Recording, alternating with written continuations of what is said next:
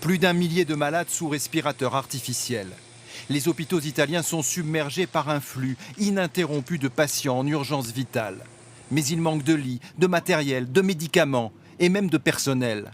Partout dans le pays, les médecins prient les Italiens de ne pas sortir de chez eux. La situation est très grave. J'ai perdu un ami de 59 ans. Je vous en prie, aidez-nous à vous aider. Croyez-moi, c'est tout sauf une simple grippe.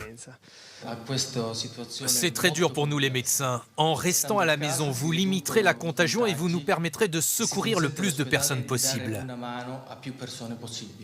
Cette semaine, le gouvernement italien a rappelé 20 000 médecins à la retraite. Mais cela ne suffit pas.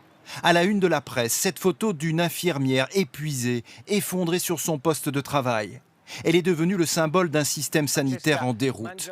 L'auteur du cliché, ce médecin, lance en direct à la télévision un appel à l'aide.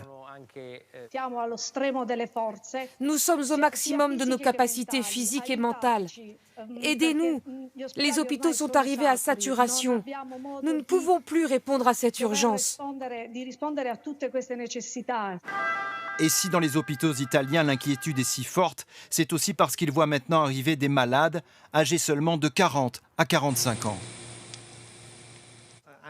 Ils croyaient que leur jeune âge leur permettrait de résister seuls, mais quand ils arrivent ici, leur état de santé est très sérieux.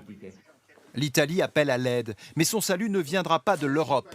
Hier, les 27 chefs d'État ont communiqué par visioconférence pour se coordonner. Mais la France et l'Allemagne ont fait savoir qu'elles garderaient pour elles le matériel sanitaire. Paradoxe, c'est la Chine, où l'épidémie régresse, qui va aider l'Italie. Pékin va lui envoyer 1 millier de respirateurs artificiels et 2 millions de masques.